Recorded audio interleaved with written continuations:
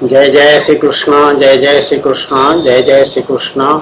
बोलो आनंद एक बार, हरि बोल हरि बोल हरि बोल।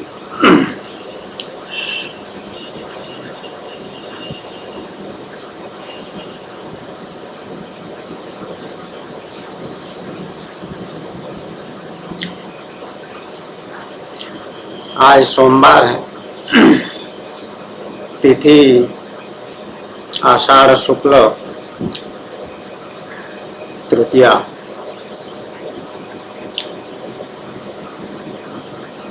कल आषाढ़ शुक्ल द्वितीया था। आषाढ़ शुक्ल द्वितीया की विशेष महिमा है। इस तिथि को प्रत्येक वर्ष जगन्नाथ धाम पुरी उड़ीसा राज्य में है, वहाँ पर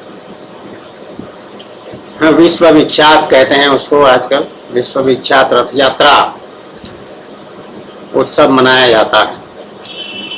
रथ यात्रा की विशेषता ये है कि ये भगवान जगन्नाथ महाप्रभु, जो कि साक्षात श्री कृष्णचंद्र ही हैं, मेरे स्वामी हैं, उनकी विशेष कृपा होता है और वो स्वयं अपना रत्न सिंहासन छोड़ करके वो बाहर आ जाते हैं, मंदिर के बाहर, सभी को दर्शन देने के लिए। जाति वर्ण आदि से ऊपर उठकर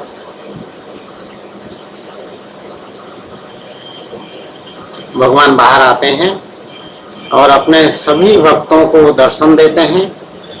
और भक्त जब भगवान का दर्शन करता है तो वो आनंद से विभोर हो जाता है और उसका कल्याण होता है। कल्याण सब प्रकार से होता है। पहले हम बता चुके हैं कि 4 प्रकार के भक्त होते हैं: अर्थार्थी, आर्त्र, जिज्ञासु और ज्ञानी। अर्थार्थी जो धन संपत्ति की कामना से भगवान की पूजा करता है। आर्त्र कोई महान विपत्ति में जो पड़ा हुआ है वो अपनी रक्षा के लिए भगवान को पुकारता है, हे नाथ मेरी रक्षा करिए। और जिज्ञासु वो है जो ज्ञान मार्ग वाले, ब्रह्म के क्या है उसको पहचानना चाहते हैं, जानना चाहते हैं ये ब्रह्म है क्या।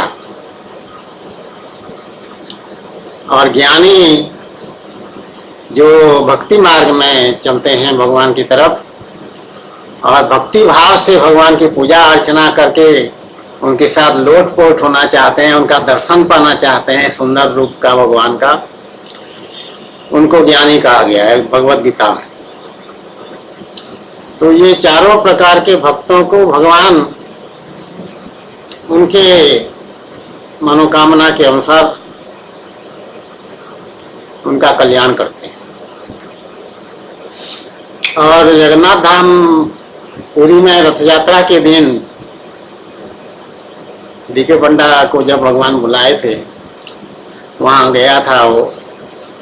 और ये जब सर्विस में था, आईजी पुलिस के पद पर था, लेकिन वो उसको किसी को बिना बताए, नहीं तो पुरी के जो एसपी होते हैं उनको बता देने से वो सब व्यवस्था कर देते हैं, रहने खाने पीने आदि आदि सब, दर्शन वर्शन कराना सब व्यवस्था हो जाता है। लेकिन नहीं, भगवान की कृपा बिना बताए गया था और दर्शन किया। और वो विशाल जन समूह, समुद्र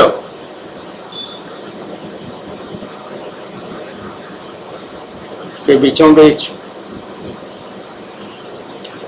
उसको ऐसा लग रहा था जैसे कि ये भक्ति का एक समुद्र है, भक्ति भाव का ऐसी लहरें वहां पे उठ रही थी। जय जगन्नाथ जय जगन्नाथ जय जगन्नाथ करते लोग थकते नहीं थे और बहुतों के आंखों में आंसू और भाव विभोर और सबकी नजरें खाली भगवान जगन्नाथ महाप्रभु के रथ की तरफ। तो वहां घंटों पता ही नहीं चला, समय निकल जाता था। घंटों वहां पे हैं, कभी नाच रहे हैं, कभी गा रहे हैं। डीके पंडा को बहुत सारे भजन कीर्तन तब तक स्मरण हो चुके थे, तो वो अपने जितना याद है, स्मरण में है, स्मृति में है, सब अपना वहां पे सब निकल रहा था। भगवान नचा रहे थे। तो नाचते गाते इस तरह से वहां पर समय बीत गया। और जब लौटे निवास स्थान पर भुवनेश्वर में, जहाँ रुके थे बड़े भाई श्री राजेंद्र किशोर पंडा, IAS अधिकारी थे, 1967 बैच के, 1967 बैच के। ये नृपेंद्र मिश्रा जो अभी प्राइम मिनिस्टर मोदी के प्रिंसिपल सेक्रेटरी नियुक्त हुए हैं, प्रमुख सचिव, वो उसी बैच के हैं, उनके बैचमेट हैं।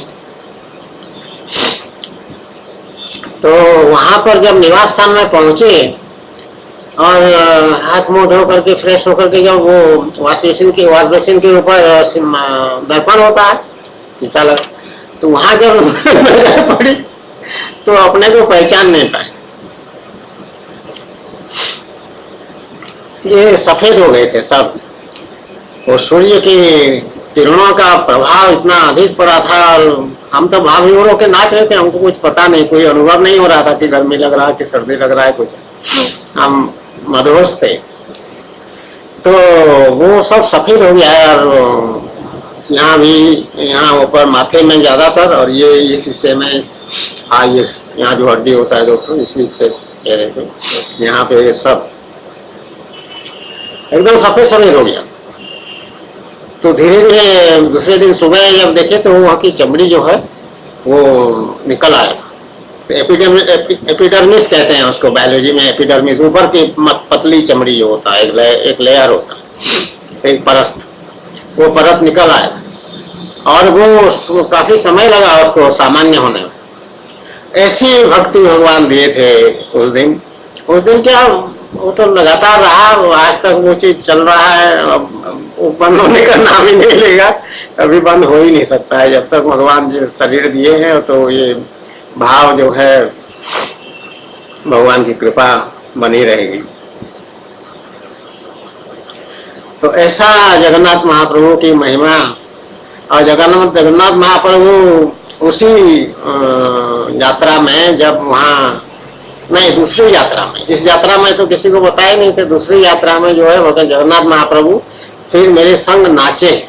जैसे मेरे स्वामी श्याम सुंदर जी, उनका श्याम सुंदर स्वरूप भगवान श्री कृष्णचंद्र का मेरे साथ हमेशा नाचते हैं। जब भी मेरा नृत्य मैं करती हूँ, विभोर होकर के खुशी से भगवान की भक्ति में, भगवान नचाते हैं, ब्रह्म नाचते हैं, तो उसको कहते हैं ब्रह्म का नाचना।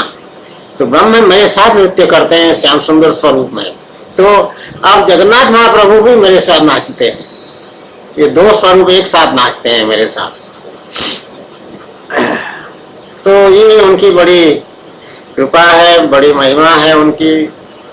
तो जगन्नाथ महाप्रभु की जय जय हो, हमेशा जय ही जय है। उनका पराजय का कोई नामो निशान नहीं है उनके पास। जत्र जत्र क्या है, उसमें एक श्लोक भगवत गीता में बहुत बढ़िया, भगवान अर्जुन रहते हैं तो वहाँ विजय ही विजय है, ऐसा आखिरी में है वो 18वें अध्याय का, जहाँ तक मुझे याद आ रहा है। यत्र योगेश्वर कृष्ण यत्र पार्थो धनुर्धर तत्र श्री विजयो भूतिर ध्रुवा नीति मतिर मम।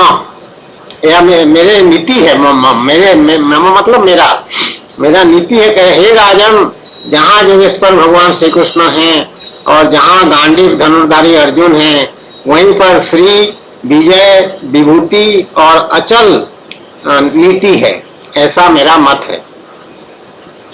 तो ये संजय के मुंह से कहलवाए, भगवान ये बात नहीं कह रहे हैं। संजय उवाच में ये है आखिरी 4-5 श्लोक। तो ये अंतिम श्लोक भगवद गीता का है, 18वें अध्याय का 78वां श्लोक। तो जहां जहां भगवान श्री कृष्ण रहेंगे और धनुर्धर अर्जुन पार्थ अर्जुन रहेगा, वही वही न केवल विजय है, वहां श्री भी है। श्री मतलब लक्ष्मी, और विभूति, विभूति मतलब ऐश्वर्य सब, और अचल नीति, वो जो ज्ञान और ज्ञान का जो नियम है जिससे ये सृष्टि संचालित होता है, वो नीति, वो नियम, मतलब पंच महाभूत हैं, उनकी महत्व है, और आकाश जल वायु अग्नि, आत्मा है, ये सब नीति है। और 84 लाख जोनी है जिसमें जन्म लेंगे, और ये शरीर और शरीरी ये अलग अलग चीजें हैं, आत्मा और शरीर एक वस्तु नहीं है, ये नीति। तो वही नीति है वहां, मतलब भगवान का आदेश वही चलता है, भगवान की सब नीति है। जितना भी उठना बैठना, उसके बाद मनुस्मृति के माध्यम से भगवान कह रहे हैं मैंने सब नियम बना दिया कि कैसे उठना बैठना है, कैसे संसार में व्यवहार करना है। तो ये नीति है, और ये अचल नीति है, ये बदलता नहीं है कि सत्ययुग में एक है और कलयुग में दूसरा है, ऐसा नहीं है। भगवान के जो नियम बना दिए हैं भगवान, वो हमेशा सब समय लगेगा, लागू रहेगा। तो कलयुग में लोग नीति से हट रहे हैं, भगवान का नियम को नहीं मानते। औरतें कहते हैं कि हम स्वतंत्र हैं, वुमेन्स राइट, हमारा अधिकार, हम डरने वाले नहीं हैं। अब हुंकार छोड़ना शुरू कर दें, हम डरने वाले नहीं हैं, हम ऐसे आवाज उठाएंगे कि सब हिल जाएंगे इकट्ठा ऐसा कह रहे जबकि स्त्री का मुख्य भूमिका जो है सबकी सेवा करना। पति का सेवा, पति के जितने भी परिजन हैं, स्वजन हैं, पति के रिश्तेदार हैं, वो सब की सेवा करना, सहना, कष्ट सहना, और मनोरंजन करना, और घर चलाना, घर के झाड़ू पोछा लिपा पोती जो भी है, रसोई बनाना। रसोई जो है वो यज्ञ है स्त्री के लिए। लेकिन आजकल कहते हैं नहीं नहीं नहीं, रसोई में तो हस्बैंड को कहते हैं तुमको भी काम करना पड़ेगा, चलो बनाओ सब्जी तो अब नया जमाना शुरू हुआ, तो सारा नियम को हटा देते हैं एक प्रकार से। तो जो भी हो, ये भगवान का नियम। संजय का मत है, मतलब संजय को बुद्धि किसने दिया? भगवान दी, सबको बुद्धि भगवान दी। तो संजय ऐसा कह रहा है कि ऐसा मेरा मत है, तो ये सही है ये बात। तो जगन्नाथ महाप्रभु का कल हम उनका कंप्यूटर में जो वेबकास्ट होता है आजकल सुविधा है, तो NIC के माध्यम से दूरदर्शन जो है वो करता है, तो दूरदर्शन का सब देखे हैं, भगवान का दर्शन भी किए हैं, अभी महाविभोर भी हुए हैं, बड़ा बहुत मजा आया, बड़ा अच्छा लगा। और भगवान यहाँ पे भगवान को रंग लगा दिए, होली खेल लिए थोड़ा सा भगवान के साथ, और उत्सव मनाए। तो जगन्नाथ स्वामी नयन पथगामी भवतु में, ये एक श्लोकार्ध है, एक पुस्तक है मेरे पास, मैं देखूंगी अगर वो मिल जाता है तो उसमें जगन्नाथ महाप्रभु के ऊपर बहुत सुंदर बातें उसमें लिखी हुई, तो उसको कुछ बताएंगे। तो अभी के लिए इतना ही। जय जय श्री कृष्ण, जय जय श्री कृष्ण, जय जय श्री कृष्ण, बोलो आनंद एक बार हरि बोल। हाँ, एक बात और बता दें, जब हम बचपन की बातें भी बहुत याद आ जाती हैं जब रथ यात्रा होता है जिस दिन, तो बचपन में हम छोटे छोटे थे 5 भाई 2 बहनें, तो सबके लिए नया कपड़ा आता था, रेडीमेड नया कपड़ा पहन करके पूजा करते थे, पूजा वूजा करके टीका उका जो भी लगाना है, दूब और चावल, ये अक्षत उसको कहते हैं, और दुबड़ा जो घास जैसा होता है उसको दूब कहते हैं, दुर्बा संस्कृत भाषा में दुर्बा कहते हैं। तो वो घास में वो होता है तो उसको चुन के लाते हैं, और कैसे चुनना है वो सब नियम मुझे मालूम है। मम्मी माता जी थी, वो सब हमारी बताई थी, यज्ञश्री देवी, बड़ी कृपा उनकी। हम मुझे मालूम है कैसे चुना जाता है दूध, और उसको गिन करके इतना 108 या ऐसा कुछ लगते थे। तो इस तरह से सब करके फिर उसके बाद रथ यात्रा देखने निकलते थे, और हमको कुछ पैसा रुपया दे देते थे कि कोई चीज खरीदने को मन करे, खाने को मन करे, वहाँ मिलता है, बाजार लग जाता है ना, फटाफट बाजार लग जाता है। और वो लगभग वो देहाती वातावरण है वहाँ पर, तो खजा सब गुड़ के, ज्यादातर गुड़ के बेसन के मिला के वो खजा वजा इस तरह के बनाते थे। ये जो कटहल है, कटहल उसको पणसा कहते हैं उड़ीसा में, पका हुआ कटहल, उसका बेचते हैं, वो बहुत बढ़िया लगता है उसको खाने। पका हुआ कटहल, इस तरह के बहुत सारे आइटम्स वहाँ पे मिल जाते हैं। कोई चक्री उकरी टाइप का खेलने दौड़ दौड़ के वो वैसे घूमेगा, कागज का बना हुआ या तरह तरह के रंगीन उंगीन करके उसको बना, तो नाना प्रकार सब बच्चों को आकर्षित। हाँ, गुब्बारे तो जरूर, फूल, वो छोटा पाइप जैसा इतना बड़ा होता है, टेढ़ा मेढ़ा थोड़ा सा, उसमें ऊपर आगे बैलून लगा देंगे, उसको कुछ डिजाइन बना देते हैं फूल जैसा, उसको इस तरह के गुब्बारे उब्बारे बहुत वहाँ ऐसे सब मिलते थे। खूब मजा करते थे, और भगवान के रथ का दर्शन करते थे। सबसे पहले जा करके रथ को ही माथा लगाना बहुत बड़ी बात है, रथ के ऊपर अगर जा सको तो वो तो बहुत ही सुंदर, भगवान का दर्शन सीधा ऊपर जा करके दर्शन। तो कभी कभी ऊपर जाने का मौका मिल जाता था, अगर धैर्य से थोड़ा प्रतीक्षा करो, जो व्यवस्था करते थे उनकी कृपा से होता था। तो नहीं तो रथ को मुंडिया मार देना, सर लगा देना और हाथ जोड़ देना, अंदर से वो भाव भगवान को मिल जाता है, वही फल में देते हैं भगवान जो। तो बड़ी श्रद्धा, बचपन से बहुत श्रद्धा भगवान के लिए।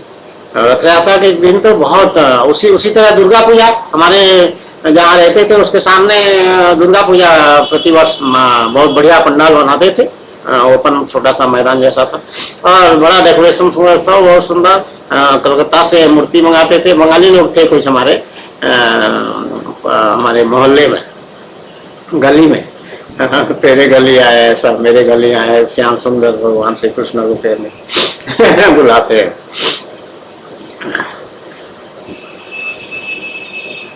आओ मेरे गलियन में, आओ मेरे गलियन में, ऐसा एक गीत है इसका, विनोद अग्रवाल जी का गाया हुआ, बड़ा सुंदर है, बहुत लंबा चलता है वो। तो गली में रहते थे बंगाली लोग, वो लोग दुर्गा पूजा भी वैसे उत्सव बहुत बढ़िया मनाते। कपड़ा साफ सुथरा कपड़ा पहन के एकदम तैयार होकर के माँ भी जाती थी दर्शन करने के लिए दुर्गा जी का। जगन्नाथ महाप्रभु का दर्शन माँ जाके मुंडिया मार के वो लौट आती थी, भगवान का दर्शन करके लौट आती। और जगन्नाथ महाप्रभु तो अपने घर में है, पूजा करती थी हर रोज, प्रतिदिन उसका दर्शन होता था। और वो पूजा करना क्या, जैसे बहुत निष्ठावान पूजा होता है वो, उसके लिए स्पेशल टसर का या सिल्क का साड़ी वो रखी हुई थी अलग से, और कोई वस्त्र नहीं, खाली एक साड़ी लपेट करके नहा कर स्नान करके और वो जाके पूजा करना उसका। वो हमको बहुत सुंदर अच्छा लगता था, और वही संस्कार हमको मिला है। प्रतिदिन हम देखते थे माँ को नहाते हुए, नहा करके आके पूजा फौरन पूजा करना सबसे पहले, और उसका प्रसाद जो भी, जैसा पैसे की तो कमी हो गई थी उस समय धीरे धीरे हमारा, तो जो भी जैसा भी गुड़ ही भोग लगा देती थी, और थोड़ा थोड़ा गुड़ मिल जाता था, कभी कभी कोई और चीज बढ़िया चीज मिल जाता था। इस तरह से जैसे यथाशक्ति, भगवान तो ये वस्तु नहीं देखते हैं, भगवान ने कहा है पत्रम पुष्पम फलम तोयम जो में भक्त्या प्रयच्छति तदहम अस्नामि प्रयतात्मना, ऐसा कुछ गीता में एक श्लोक है कि पत्र पत्ता, पुष्पम फूल, तोयम जल, पत्रम पुष्पम फलम तोयम फल या जल, ये इतना भी दे दो भगवान को तो भगवान प्रसन्न हो जाते हैं। खाली वो भाव देखते हैं तुम्हारे कितनी श्रद्धा भाव से तुम दे रहे हो। तो मेरी माँ का तो श्रद्धा भाव मैंने देखा है। बाहर तुलसी जी की पूजा करते थे, तुलसी चबूतरा जैसा बना रखते, तुलसी जी पौधा थे यहाँ पे, उसका एक मंदिर जैसा जैसे बनाते हैं वैसे बना करके, और वहां भी पूजा करती थी। उसको वहां से आके फिर भगवान श्री नारायण हरि वो शालिग्राम जी हमारे घर में थे, वो शालिग्राम अब हमें यहाँ पे आ गए हैं, हमारे धाम में, भगवान के धाम में यहीं पे आप पधारे हुए हैं। क्योंकि माता जी का देहांत हो गया, देहांत हो गया तो वो ऐसा जो हमारी बहनें थी उन्होंने मुझे दे दिया उसको, क्योंकि मेरी भगवान की श्री कृष्णचंद्र के प्रति इतने आकर्षण है, ये देख करके उन्होंने मुझे दे दिया कि परिवार का है तो ये तुम्हारे पास रहे। अब ये शरीर जब छूटेगा वो कहाँ जाएंगे, वो भगवान तय करेंगे। और कोई ऐसा देने लायक मुझे दिखाई नहीं पड़ रहा है, तो भगवान जहाँ जाएंगे उनकी कृपा है, वो जाएंगे। तो बचपन की रथ यात्रा कैसे दर्शन करते थे, तो ये अपने शहर में जहाँ पे रहते थे, झारसुगुड़ा शहर है, वहीं की बात है रथ यात्रा। सब शहरों में होता है। और अब की बार जो कमेंट्री कर रहे थे इसमें दूरदर्शन वाले, तो उसमें तो एक व्यक्ति कमेंटेटर जो थे उन्होंने ये कहा कि वो ताशकंद और क्या क्या रशियन कंट्रीज के शहरों का नाम ले रहे थे कि वहां वहां भी मैं कमेंट्री किया हूं, ऐसा कुछ बता रहे थे। तो रथ यात्रा जो है अब सारे सब पूरे विश्व में सब जगह होना शुरू हो गया है, ऐसा मुझे अनुमान हो रहा है। और ये इस्कॉन वाले जो हैं ये लोग रथ यात्रा अपना अपने हिसाब से निकालते हैं, तो आषाढ़ शुक्ल द्वितीया को नहीं करके वो अलग अलग दिनों में भी रथ यात्रा निकाल देते हैं। उसमें कोई विशेष आपत्तिजनक बात नहीं है, लेकिन जब रथ यात्रा उसको शोभा यात्रा कहे या ऐसा कोई कहे, रथ यात्रा एक दिन होना चाहिए जो आषाढ़ शुक्ल द्वितीया तिथि भगवान तय कर रखे हैं एक बार, तो उसी को सबको मानना चाहिए। तो जो भी हो रथ यात्रा को उन्होंने थोड़ा सा विख्यात किया है। और हमारे भारतवर्ष में अहमदाबाद का रथ यात्रा थोड़ा विख्यात इसलिए विशेष हुआ क्योंकि वहाँ नरेंद्र मोदी जो है ये 12 वर्षों तक छेरा पहरा का काम किए। छेरा पहरा मतलब झाड़ू लगाना, झाड़ू लगा के उसको सफाई करना भगवान के रथ को और नीचे भी। तो और वही छेरा पहरा का सांकेतिक यहाँ पर भी हर रोज प्रतिदिन दूसरी राधा करती है। इसी धाम में भगवान का ये मंदिर है और पतित पावन बाना ऊपर फैरता रहता है हमेशा।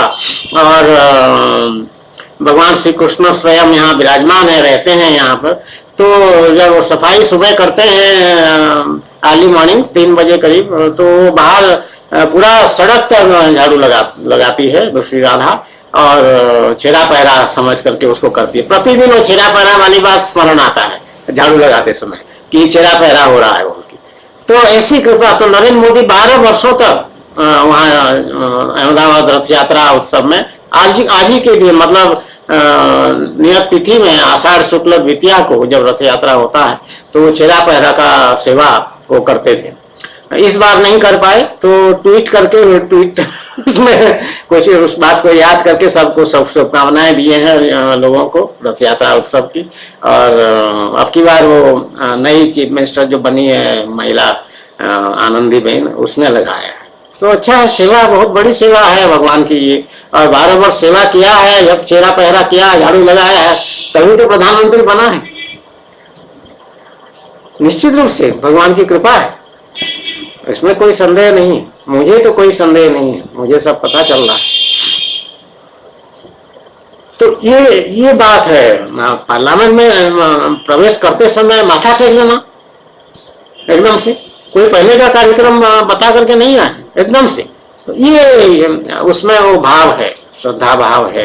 अपने को जो बड़ा समझेगा वो माथा टेकने में हिचकेगा, जो अपने को छोटा समझेगा वो बिल्कुल नहीं हिचकेगा। वो फट से जैसे बच्चे की तरह, जैसे उसने मोदी ने किया, नरेंद्र मोदी ने बिल्कुल एकदम स्वाभाविक और बिल्कुल सहज तरीके से माथा टेक दी। तो ये माथा टेकना बहुत बड़ी बात है। अपने को सरेंडर करना, किसके लिए? भगवान के लिए।